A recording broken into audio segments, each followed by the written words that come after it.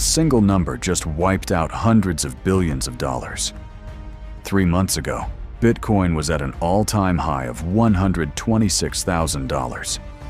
Today, it's fighting to hold $74,000. Most people think they know why. They'll blame panic. They'll blame profit-taking. They'll blame the economy. But there's one detail almost nobody is talking about. While billions of dollars have been leaving Bitcoin ETFs, institutions are still sitting on more than 1 million Bitcoin. So here's the question. If the smart money is supposedly leaving, why are they still holding so much? And more importantly, does this crash lead to $29,000? Or become the setup for $150,000 Bitcoin by the end of 2026? By the end of this video, you'll understand both scenarios and exactly what matters most right now. The fall didn't happen in a single day. It happened in stages. At first, Bitcoin slipped a few percent, then another few percent. Then suddenly the mood changed. Investors who were celebrating new highs started asking a different question. Should I get out before it's too late? That's when one of the most important warning signals appeared. Bitcoin ETFs recorded a record streak of outflows. Over 9 consecutive trading days, roughly $2.8 billion left these products. And when money leaves ETFs, pressure builds throughout the market. The result? Selling accelerates, confidence weakens, fear spreads. But here's the twist. This isn't the first time Bitcoin has done something like this. Not even close. Every Bitcoin cycle feels unique, yet history keeps rhyming. 2013, massive rally, brutal correction. 2017, another euphoric run, another painful collapse. 2021, the biggest mainstream crypto boom ever, followed by a severe bear market. Each time, investors believed the current cycle was different. Each time, emotions took over. And each time, Bitcoin eventually forced investors to confront reality. The reason is simple. Technology changes. Markets evolve. Human psychology doesn't. Greed pushes prices too high. Fear pushes prices too low.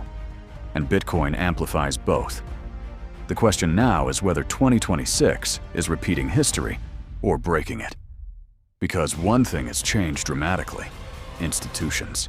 In earlier cycles, Bitcoin was mostly driven by retail investors. That world no longer exists. Today, institutions influence the market in ways that would have been impossible a decade ago. Collectively, spot Bitcoin ETFs still hold more than 1 million Bitcoin.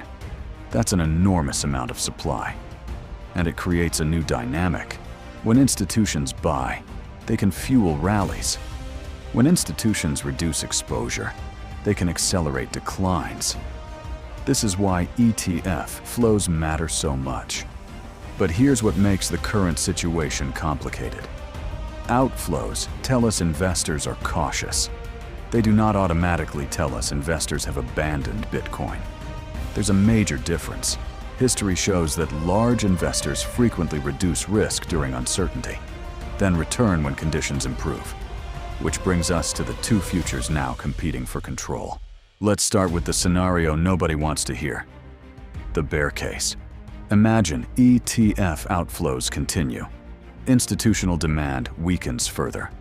Global liquidity tightens. Risk assets struggle. And confidence deteriorates. Under those conditions, Bitcoin could continue falling.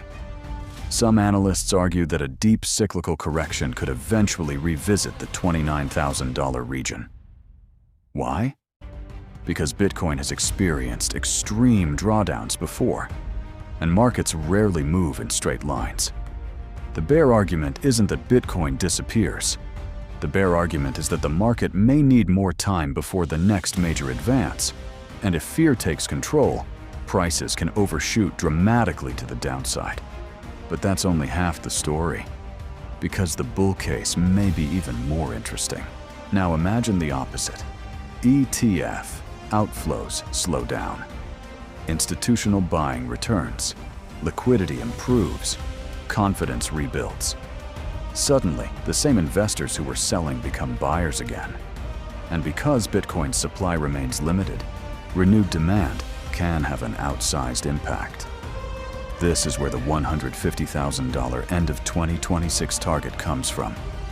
Supporters of the bull case argue that the current decline is not the end of the cycle. It's a reset, a period where excessive optimism gets flushed out before the next move higher.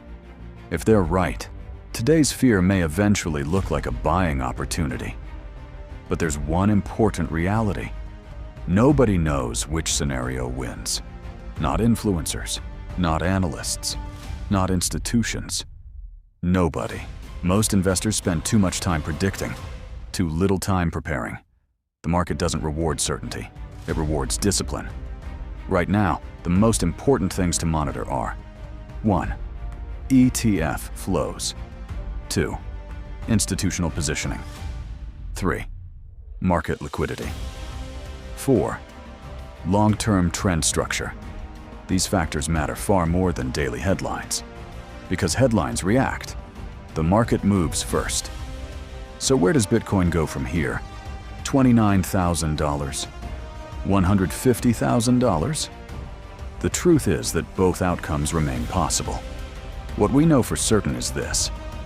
Bitcoin has entered one of the most important periods of the 2026 cycle. And the decisions investors make during periods like this often matter more than the price itself. 3 actions you should take today. Action 1. Track ETF flows weekly instead of obsessing over hourly price moves. Action 2. Create a plan for both bullish and bearish outcomes. Action 3. Focus on understanding the cycle rather than predicting the next candle. Because in every Bitcoin cycle, the biggest winners are usually the people who stay rational while everyone else becomes emotional. And the next chapter of this story is only getting started.